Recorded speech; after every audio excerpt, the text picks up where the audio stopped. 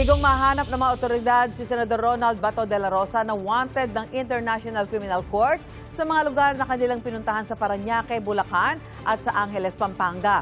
Bantay sarado rin ang mga ari-arian ni de la Rosa sa Davao City. In-refer naman ng PNP-CIDG sa Justice Department ang reklamong obstruction of justice laban kay Senador Robin Padilla na kasamang umalis ni de la Rosa sa Senado noong May 14. May unang balita si JP Soriano.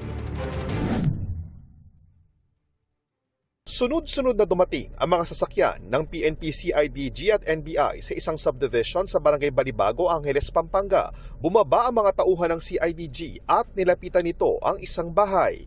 At pagdating nga po ng NBI at CIDG, agad sila nagpunta sa property na ito, nakipag-coordinate sa purok leader at ang hinahanap daw nila isang Virgilio Carino na ayon po sa homeowners ay kamag-anak di umano ni Senator Robin Padilla. Ang hinahanap daw po nila sa pagpunta nila dito si Senator Ronald Bato de la Rosa.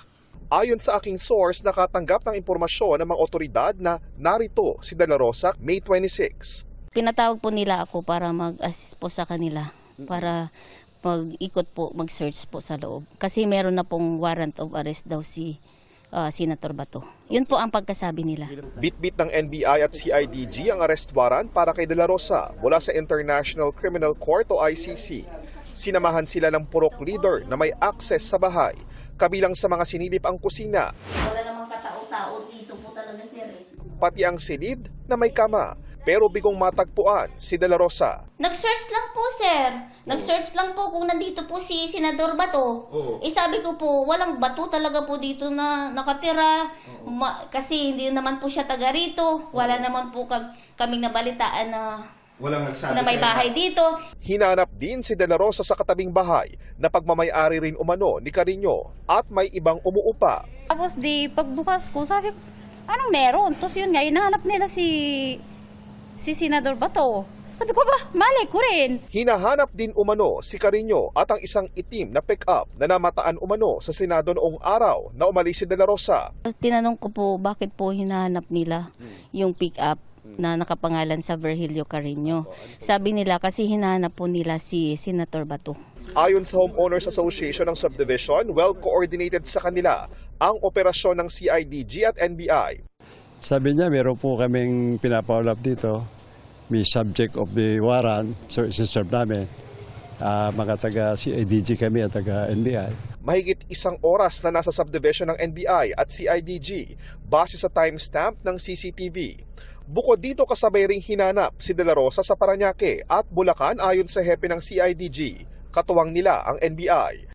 Meron po talagang mga identified areas na according to mga reports sa amin na nandun doon si Senator Bato. Wala pa naman po talagang nag-positive doon sa mga lugar natin pinuntahan. Natukoy rin daw nila ang mga posibleng koneksyon ni de la Rosa tulad halimbawa ng ginalugad na bahay sa Pampanga. Parang kamag-anak ko yata ni Senador Robin Padilla yung pinuntahan niyo pong isa sa mga bahay? Tama po yun dahil doon po sa identification ng mga sasakyan na lumabas po na yung sasakyan ay present po during dun po sa time na nawala po si Senator Bato de la Rosa. Sinusubukan pa rin ng GMA News na makuha ang panig ni Senador Padilla at Carino. Bantay sarado rin ang Davao City Police sa mga ari-arian ni de la Rosa sa lungsod. Nag-insakta sa ato ang 19 police station commanders and also sa mga heads of offices sa ato ang support units nga ato ang pag-monitor sa maong presensya sa ato ang Senator Bato, ma'am. Ang amo lang yun is monitoring sa iyang tanang nga properties diri sa ato ang area of responsibility. Sa isa namang online post, humingi ng pasensya ang asawa ni de la Rosa sa mga kaibigan, kamag-anak o kakilala na baka aniya sunod na pasukin at sabihan na hindi na kailangan ng isang search warrant. Huling namataan si de la Rosa noong madaling araw ng May 14 kasama niya si Senator Padilla.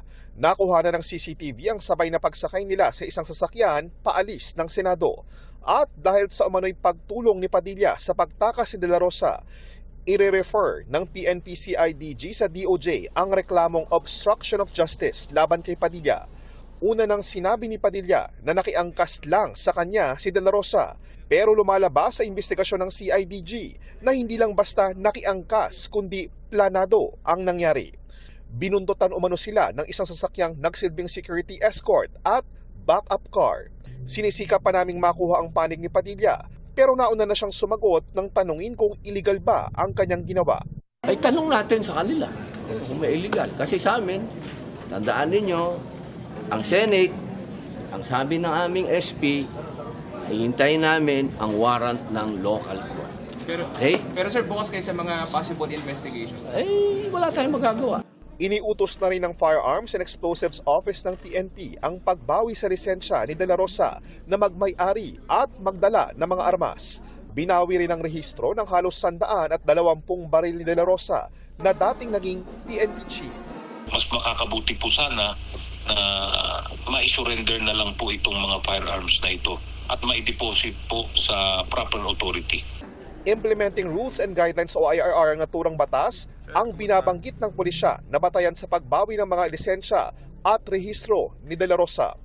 Kung itong Section 4 ng revised IRR po ng RA 10591 which states that if you are facing a case, may pendency ng case sa isang court of law na more than 2 years po ang punishment. Pero ayon sa abogado ni De La Rosa, ang grounds o batayan lang na pwedeng gamitin ay ang nakalista sa Section 39 ng nasabing batas. Maari lang daw maging batayan para ma-revoke ang lisensya sa baril kung merong conviction at court order. Pero anya, hindi pa naman convicted si De La Rosa at wala pang korte sa bansa ang naglabas ng anumang order laban sa kanya. Ito ang unang balita, JP Soriano, GMA News.